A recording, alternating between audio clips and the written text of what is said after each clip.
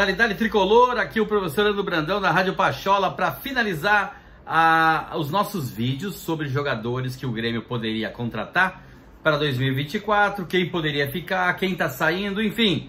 Hoje chegou a hora mais importante, os atacantes. Mais importante porque saiu ele, Luizito Soares, cracaço do Campeonato Brasileiro, botou o Grêmio com certeza numa semifinal de Copa do Brasil e também na vice-colocação do Campeonato Brasileiro. E agora não temos mais ele, então a gente tem que fazer indicações. O meu primeiro indicado pode até surpreender vocês, mas fez um belo de um primeiro turno. Tiquinho Soares. Eu ainda acho que o Botafogo é um time que esse ano estava de aniversário. Eu falava isso no primeiro turno. Então, não falava da boca para fora. É o entender futebol de 40 anos trabalhando com futebol. Então eu falava, Botafogo não vai ganhar.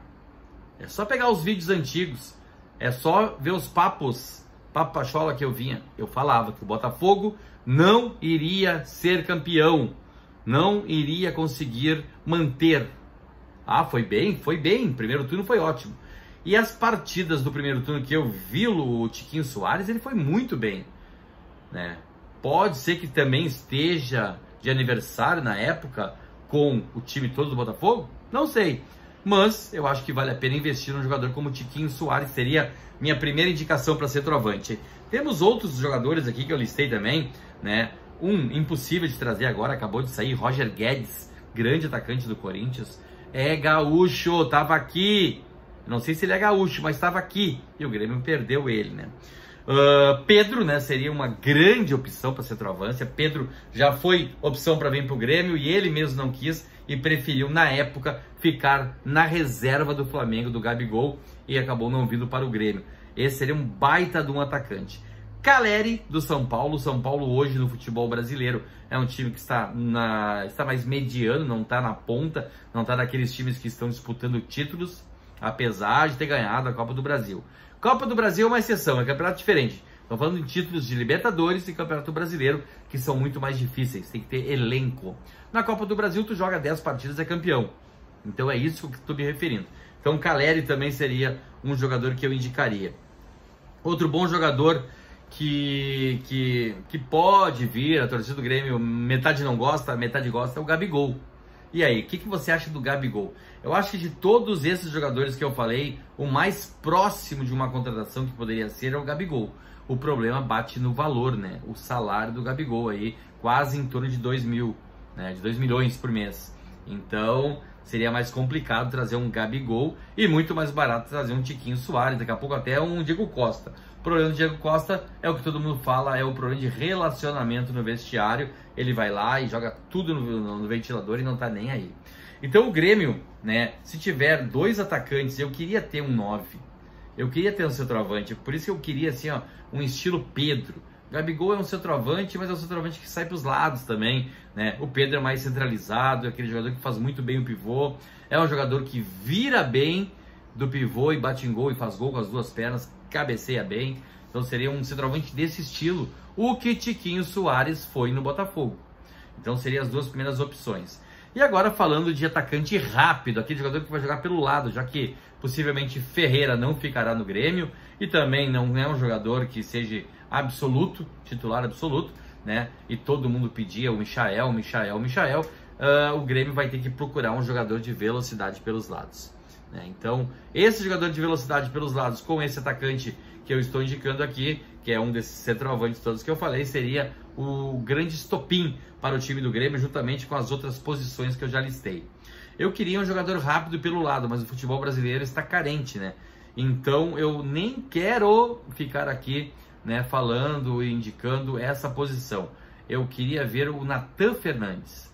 Por que eu não quero indicar? Eu não quero indicar um jogador para vir de fora, porque eu acho que todos os vídeos que eu estou falando sobre contratações, sobre quem fica, quem sai, o Nathan Fernandes é o cara que se encaixa ali pelo aquele lado direito, com a perna canhota dele, liso, drible fácil, assistência e chute em gol.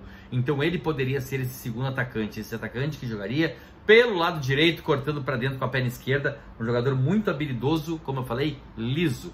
juntamente com o centroavante, formaria a dupla de ataque do time do Grêmio, que eu listei num losango, mas esse losango pode ter movimentações dentro de campo, aonde teríamos o volante pela direita, o volante centralizado, o volante pela direita chegando mais pelo meio para liberar esse caminho para quem? Para Nathan Fernandes jogar ali cortando para dentro e liberando um corredor para a lateral. Eu acho assim, ó, é fácil montar o esquema de jogo do Grêmio tendo essas peças. O problema é ter as peças e encontrar elas certinho.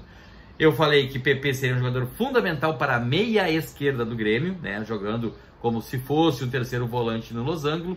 E aí a gente poderia botar qualquer um desses jogadores, ou Cristaldo, ou Carvalho, ou Nathan, Pescador, algum jogador ali naquela posição dele. E olha, até o Cuiabano ali poderia ser um jogador que seria muito interessante pelo pé esquerdo, poderia cair mais para o lado esquerdo. Por quê? Porque eu estou liberando o Vila Sante, que é o segundo volante, para fazer essa jogada mais também cortando para o meio e abrindo esse caminho para o Nathan Fernandes e abrindo o caminho para o lateral direito.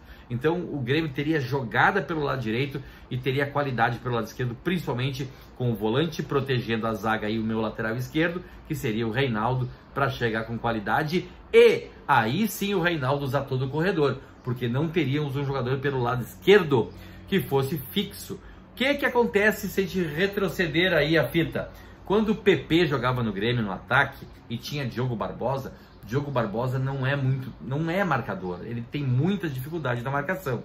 E como ele apoia bem, e na minha opinião ele poderia ser um jogador de meio campo pelo lado esquerdo, e não lateral esquerdo, ele pegava o espaço do PP na época. E aí o PP sumiu, pode ver que o PP jogava muita bola, e daqui a pouco ele sumiu na equipe do Grêmio. Quando jogava com o Cortez é um jogador mais defensivo, o PP tinha todo aquele setor para jogar, como o Cebolinha tinha aquele setor para jogar.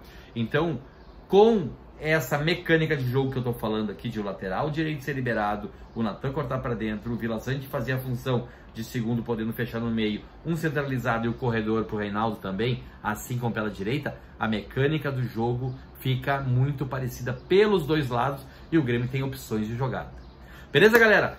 Esse vídeo aqui para a Construtora MZ, tudo em construção, pintura e reforma do seu imóvel, para Activita, o que nos veste no dia a dia, tênis, bermuda, camiseta, regata, muito legal, muito bom as roupas do Activita e os tênis com certeza. Também é o Dágio que nos veste em dia de jogo.